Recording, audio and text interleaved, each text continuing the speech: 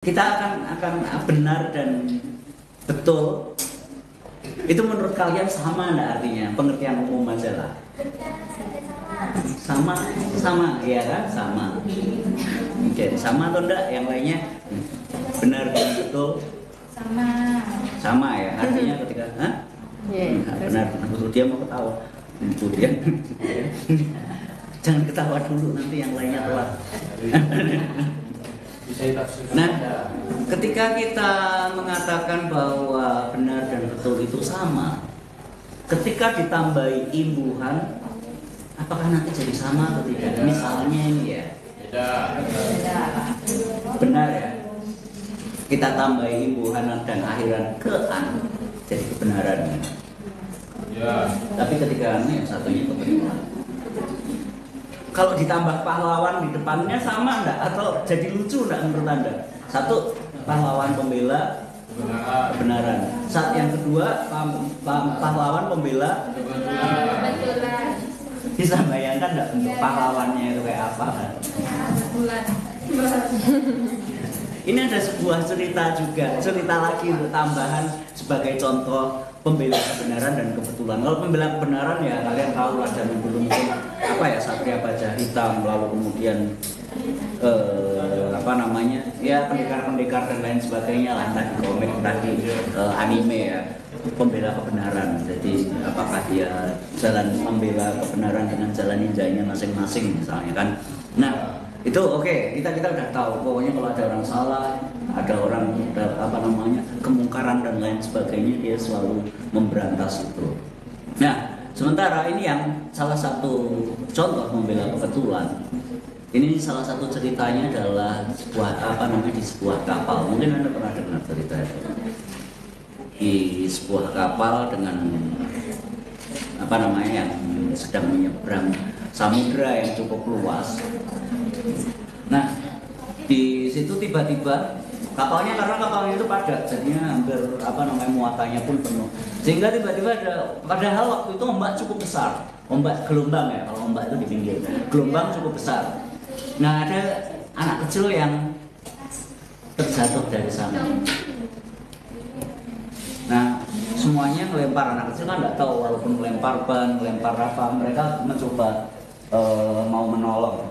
Bukan mau menolong, tapi mereka takut karena ombaknya begitu besar. Bahkan mereka yang bisa berenang pun juga mulai mikir juga apakah akan bisa menyelamatkan anak-anak itu atau tidak. Tiba-tiba nggak tahu ada seorang yang cukup berani bawa dari kapal itu biru. Lalu dia menyelamatkan, kebetulan bisa memegang anak itu, dan rame-rame mereka menolong mengangkatnya bisa karena ban itu tidak ditarik. Kemudian kebetulan ada seorang reporter ya, kalau dulu mungkin reporter ya, kalau hari ini mungkin ada vlogger atau youtuber itu kan, langsung mewawancarai mas-mas yang tadi dengan gagah berani menyelamatkan yang melompat gitu. Oke, semua orang bersorak, berterima kasih, makasih ya Bang, sampai diangkat-angkat. Tapi dia malah yang itu tadi, yang penolongnya itu kan malah kebingungan nyari-nyari, marah-marah. Siapa ini yang dorong saya?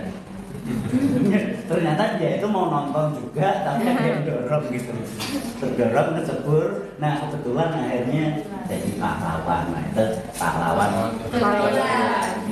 Kebetulan bisa jadi pahlawan. Nah, itu konteksnya. Jadi kita juga harus pelan-pelan ketika kita ngomong berbicara. Ya bukan ada alasan sih, kalau dalam pergaulan silakan. Kalau dalam bercandaan juga asik. Tapi ketika terutama kita mau menulis atau ketika kita mau menjadi seorang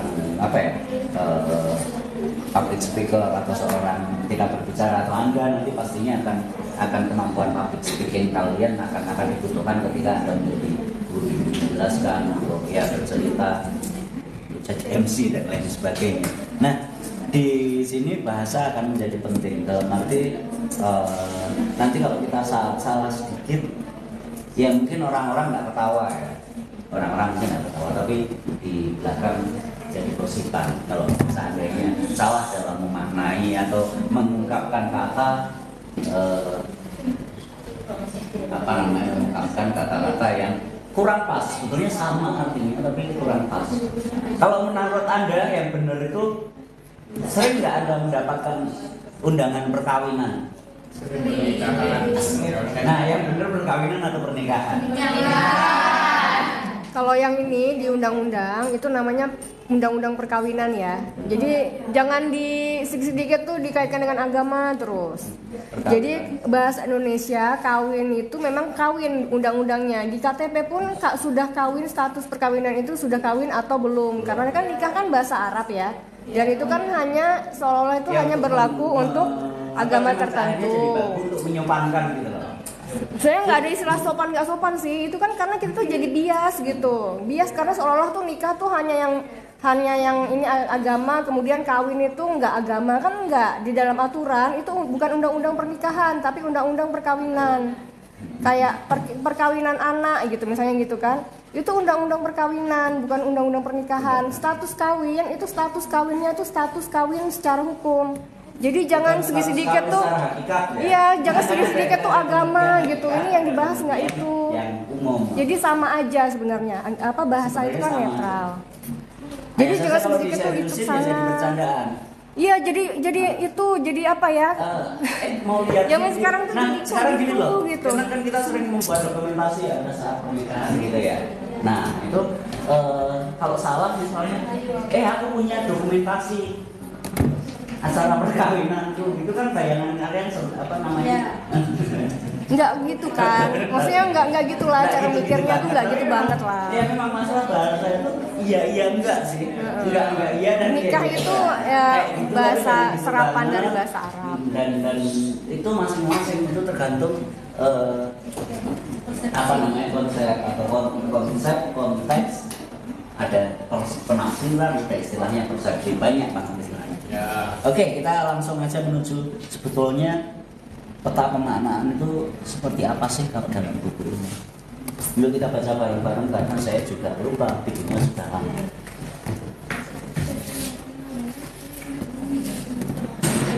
Nah sekalian kalau misalnya nanti ada kata sulit atau pengertian yang membingungkan, boleh langsung ditanyakan.